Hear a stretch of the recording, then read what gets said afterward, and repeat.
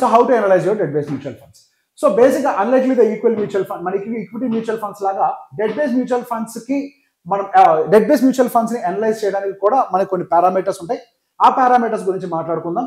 ఇప్పుడు for example మనకి ఒక ఫండ్ పోర్ట్ఫోలియో ఉందనుకోండి, ఒక ఫండ్ ప్రొఫైల్ ఉంది. ఫర్ ఎగ్జాంపుల్ ఇప్పుడు ఆ ఫండ్ వచ్చేసరికి మనకి దానికి సంబంధించి అది మెచ్యూరిటీ ఇయర్ 1 to 3 years అని ఉంది.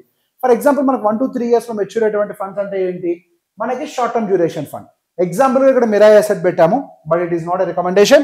బట్ ఫర్ ఎగ్జాంపుల్ ఇప్పుడు మనకేంటి, ఒక ఫండ్ 1 to 3 years లో మెచ్యూర్ అయ్యేటువంటి ఫండ్ ఉంది, దాన్ని షార్ట్ టర్మ్ డ్యూరేషన్ ఫండ్స్ అని అంటాం యూజువల్లీ. సో దాని యావరేజ్ ఒక మెచ్యూరిటీ వచ్చేసరికి, అంటే ప్రతి ఒక్క short term duration fund 3 years వరకు మెచ్యూరిటీ అవుతుంది కాదు, కొన్ని తక్కువగా కూడా ఉంటాయి. వాళ్ళ రిస్క్ తగ్గించుకోవాలనుకున్నప్పుడు లో డ్యూరేషన్ లోనే వాళ్ళు మెచ్యూరిటీ వచ్చేలాగా చూస్తారు, కానీ రిటర్న్స్ కూడా తగ్గుతాయి అక్కడ, దట్స్ నో ప్రాబ్లం. అండ్ దాని ఫౌండెడ్ డేట్ ఏంటి, అంటే ఎప్పుడు దాన్ని లాంచ్ చేశారు. సో ఇది బేసిక్, మీకు ఫండ్ ఫ్యాక్ట్ షీట్ ఓపెన్ చేస్తే దానికి సంబంధించిన బేసిక్ అనాలిసిస్ అయితే వచ్చేస్తుంది. సో ఇప్పుడు బేసిక్ ఇందులో ఉన్నటువంటి రిస్క్లు ఏంటో తెలుసుకుందాం. ఫస్ట్ మన డెట్ బేస్డ్ మ్యూచువల్ ఫండ్స్ లో మనం పెట్టినటువంటి బాండ్స్ ఉంటాయి కదా, ఒక మ్యూచువల్ ఫండ్ లో ఒక 10 రకాల 15 రకాల బాండ్స్ ఉండొచ్చు. ఆ బాండ్స్ లో మనకి ఎంతో కొంత డిఫాల్ట్ రిస్క్ ఉండొచ్చు.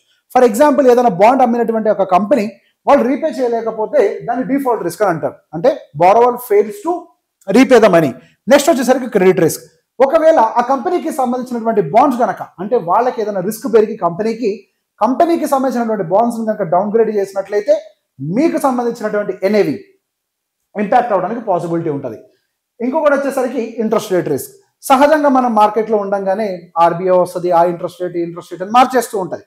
సో బేసిక్గా మనం తీసుకున్నప్పుడు హై ఇంట్రెస్ట్ రేట్ ఉంది, తర్వాత లో ఇంట్రెస్ట్ రేట్ కనుక చేంజ్ చేసింది అని అంటే దాన్ని ఇంట్రెస్ట్ రేట్ రిస్క్ అని అంటాం. సో అది ఎఫ్డీలో ఉంటుంది, అన్నింటిలో కూడా ఉంటుంది, పెద్ద విషయం ఏం కాదు. నెక్స్ట్ వచ్చేసరికి మార్కెట్లో ఫియర్ డ్రివెన్ రియాక్షన్స్ అని ఉంటాయి. అరే ఇక్కడ ఏదో జరిగిపోతుందని చెప్పేసి భయంతో బాండ్స్ అని తొందరగా సెల్ ఆఫ్ చేస్తారు, లిక్విడిటీ ఇష్యూస్ వస్తాయి, సడన్ గా వాళ్ళు డిఫాల్ట్ రిస్క్ అయి కూడా ఛాన్సెస్ ఉంటాయి. ఇటువంటి అన్ని కూడా సహజంగా కోవిడ్ టైంలో ఇటువంటి వాటిల్లో మనకి ఈ మార్కెట్ ఫియర్ డ్రివెన్ రిస్క్లు అనేవి ఎక్కువగా ఉంటాయి.